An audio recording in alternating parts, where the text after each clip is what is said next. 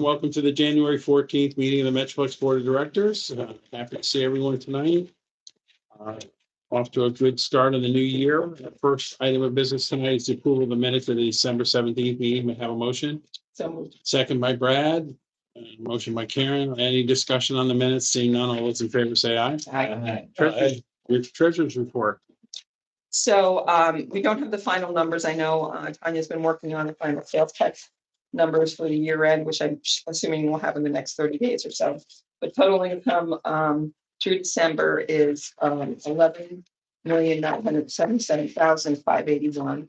And we are on budget, and we have cash and equivalents of 8,680,067 and undistributed funds of 9,383,415.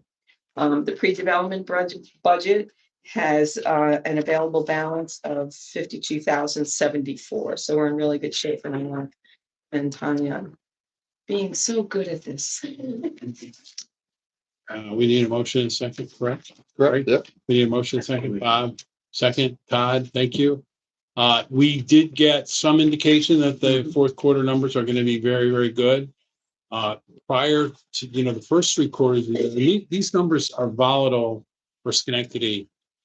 So we're always a little cautious, but through the first 3 quarters of the 25, we were leading the region and one of the leaders in the state as far as sales tax increase, because it's our revenue stream. It's critically important to us. So we hope to get that final information out to you in the next 2 weeks. When I do send it out, please pay attention to it. This is really our income stream, but we're hoping that the numbers are positive. So that's great. So we have a motion second. Any questions for Tonya or for Karen? Seeing none, all those in favor say aye. Aye. Thank you. We have a number of resolutions tonight. We appreciate everyone coming in. First one is with regard to a very important project in Schenectady, the Schenectady 40 redevelopment project. Yeah, this will be the second amendment to this project. Actually a real positive step here. As you are all aware, there's a $90+ million investment plan for between State and Albany Street, farther along up State Street past Knott Terrace.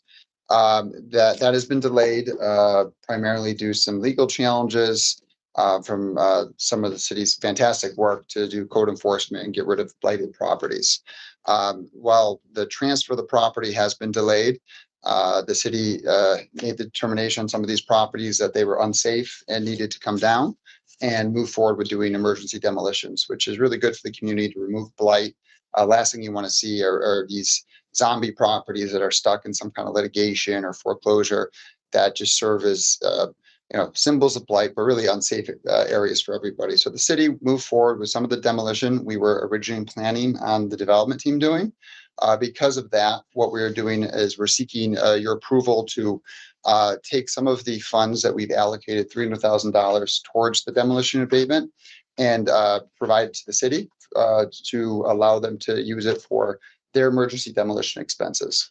Again, no new money, just reallocating so that the city is not taking on additional costs when they don't need to. We really thank the mayor, the building department head, Brian Trincy, who is both really focused on making sure that properties that are unsafe, whether glass is falling from them, unsafe foundations, with snow loads could collapse these structures.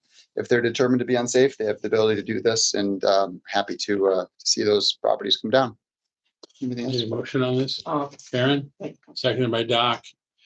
We're turning the corner on Hamilton Hill. You need to go up there. You need to drive up Albany. Start at the county building, drive up Albany, and you'll see there's new homes, duplexes being built on Summit. The land bank's taking down properties. The city, the mayor, while the press focuses sometimes on some of the personnel issues at City Hall, we're getting great cooperation from the mayor and the building inspector, Brian Trincy, to take action on some of these buildings, and they're coming down.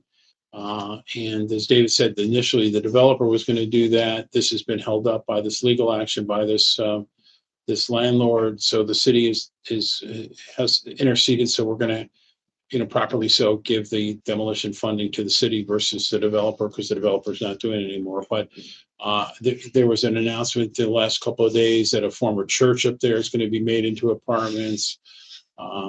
It's just one thing after another. I mean, this is an area that has been blighted and distressed my entire life, and where there was very little economic activity at all for a long period of time. And we're seeing announcements now almost on a weekly basis of development in this part of Schenectady. And when this project comes to to fruition, as David said, almost $100 million, it's going to be a statewide story because it is just so important and it's so pivotal to the community and to downtown, because this is just a block from MVP, a block, some of the most distressed properties. And Kristen at the Land Bank's doing a fantastic job. The whole team has come together, and the other group that's thrilled is the police department, because these places were harboring all kinds of problems. And I know David had looked at this at one time. We should look at it again. That the crime rate in that quarter, which was very high, has dropped dramatically because we're cleaning up some of these blighted properties. So we're really pleased to bring this forward tonight. Is check out our Facebook page and our updates, because we're posting stuff on buildings getting repaired, buildings getting fixed, properties getting reinvigorated on this section of Schenectady almost every other day.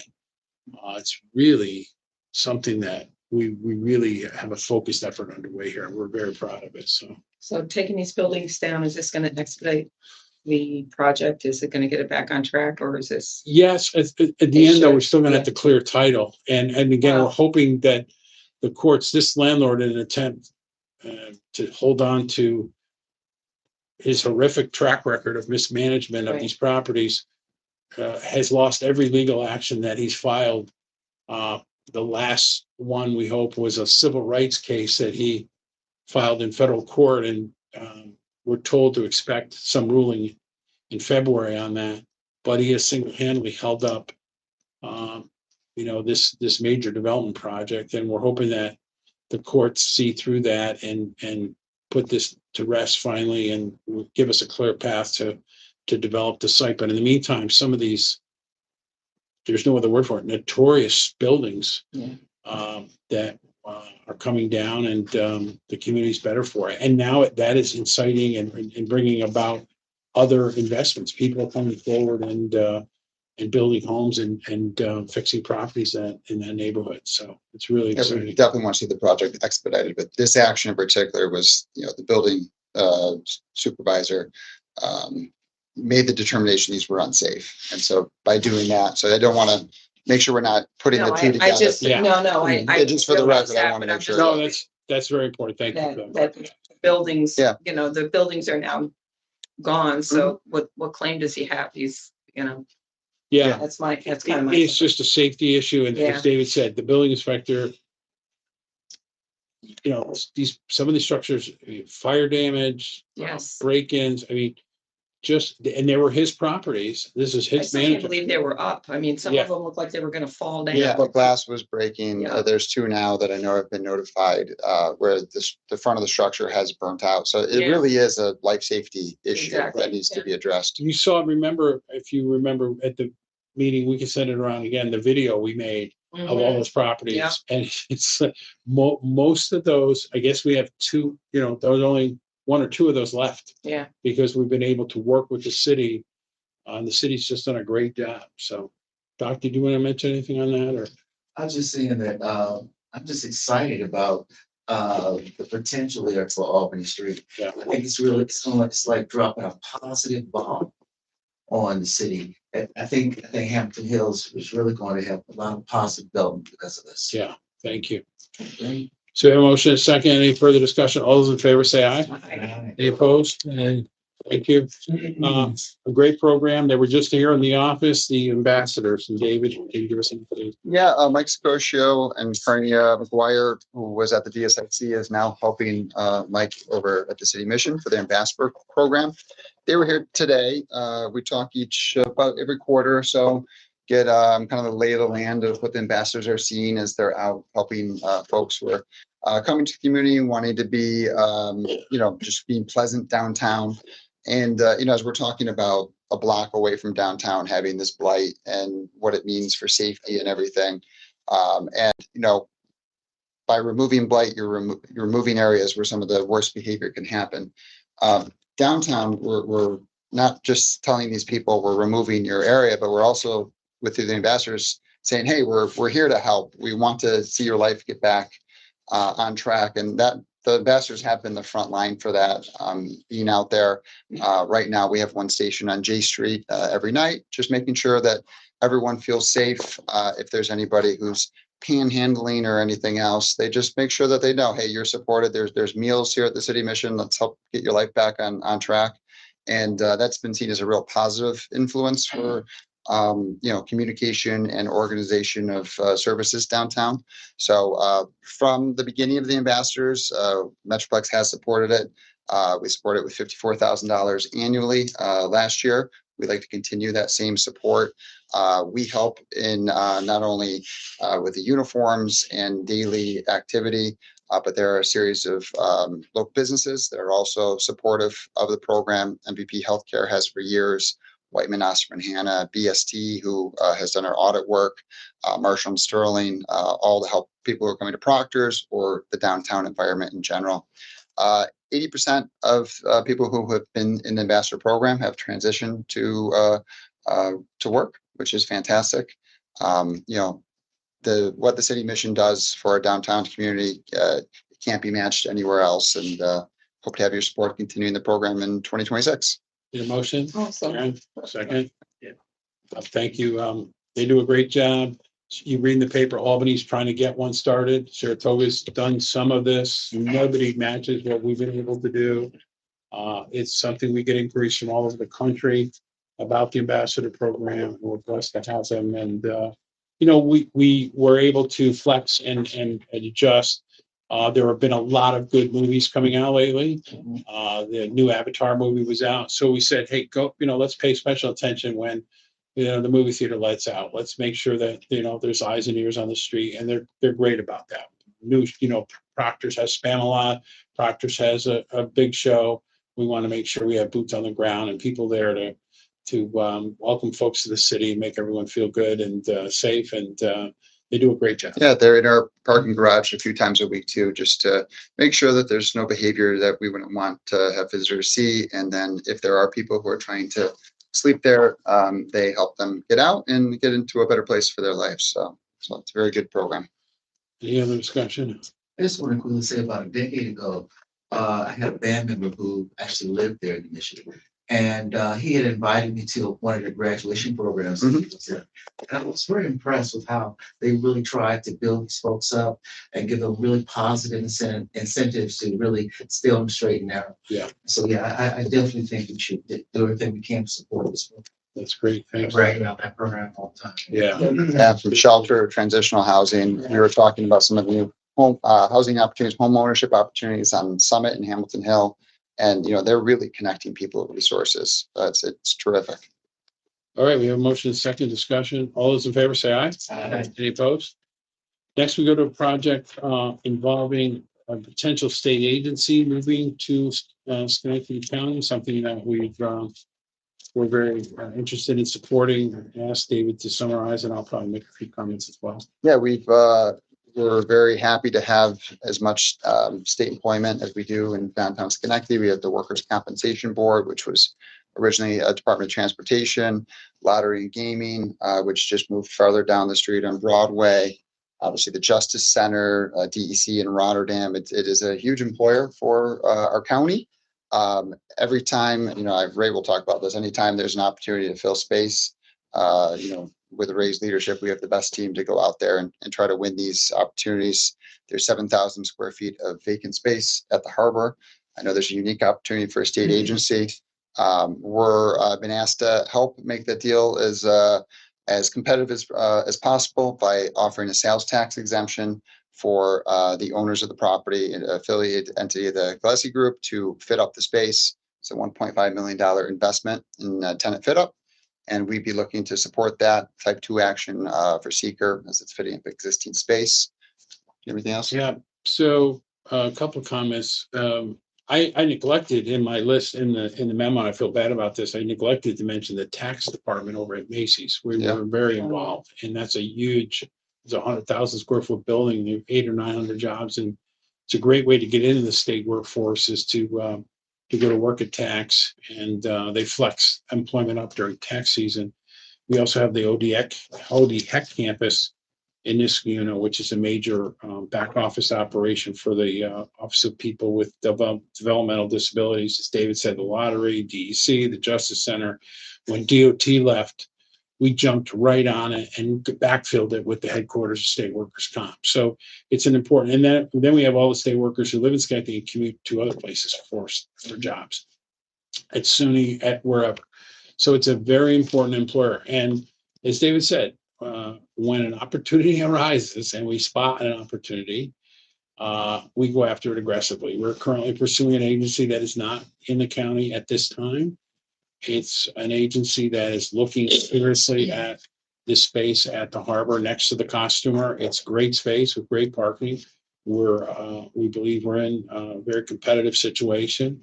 We want to do everything we can to make our bid successful. And to do that, we'd like your approval to offer the sales tax exemption.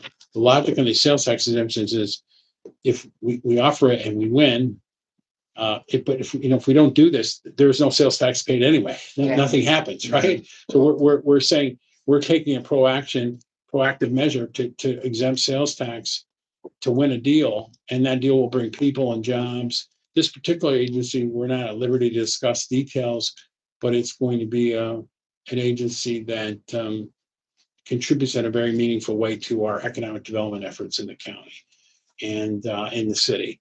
So we're very excited about it. And by offering this exemption, we put the most competitive proposal forward possible. And hopefully we win this deal and it can be announced in the next couple of months. But it continues our successful efforts. And we've been involved. We were involved with lottery. Their lease was up. We could have lost lottery. We were very aggressive and we kept them. We replaced DOT with an agency headquarters. Lottery and gaming are doing very, very well. So as David said, all these agencies are important employers and they bring vibrancy to our community, and the employees are great. They're great citizens of our community. So we want to do as much as we can to track these deals. So we need a motion and a second on this. Thank you, Karen. Seconded by Todd. Any further discussion? We'll keep you posted. All those in favor say aye. Aye. Thank you. Next up is our audits. The Finance and then the Fiscal Audit Committee met prior to this meeting. The Fiscal Audit Committee made the recommendation to award our audit service contract to what ended up being the lowest competitive bid, BST & Co. They have been our long-term auditor. We put out RFQ late last year.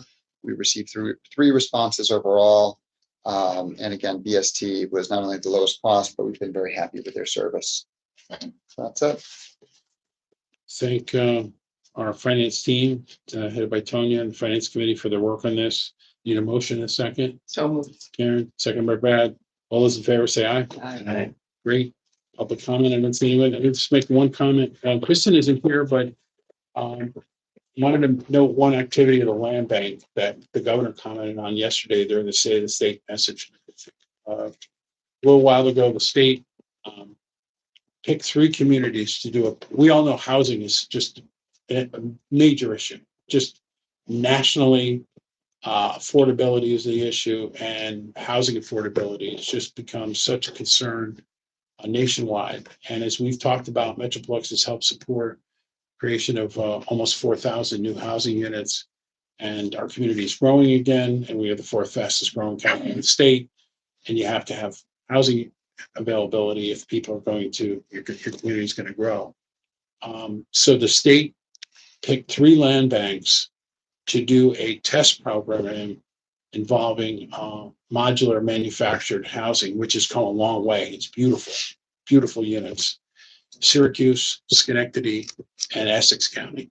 We were picked to do a model program. This is something the governor is very personally vested in, And in fact, there was a New York Times article when recently where she talked about the program in Syracuse and got a great shout out to Schenectady and Essex County. We were the first to get a house built, Correct, yeah. and we just closed on that property in the last couple of days. Just a few hours ago, the little boy and his two parents, I saw them in here with Kristen, who's at her son's wrestling match right now. Yeah. And they were just beaming about the opportunity of have home ownership. So they were just met them and you just gave them free snacks as they came up. Yeah. Yes, we were the first ones to get it done. The more ink candy they ate, the less I I ate know, at the right? office. But this is a beautiful new home on Congress Street. Yeah. And what Kristen has done and the land bank has done in the last couple of days is submitted a proposal to the state to build between Schenectady and Amsterdam about 30 more of these units around our community. They're gorgeous units. And we're hopeful that based on our success as one of the first 3 communities to do this, that our proposal to do 30 now will be seen as and approved. But what's even more exciting is yesterday, the governor in her State of the State address, I was listening to it and I got very excited when I heard this, and I actually had Kristen verify that I heard it correctly, was that the governor is now proposing $100 million in funding for this same program because you could build these homes much faster. They're quality homes. You would not know any difference in the They're quality. beautiful. They're beautiful homes. And they actually have a manufacturer that's based in New York that's building these. So it's a win-win-win.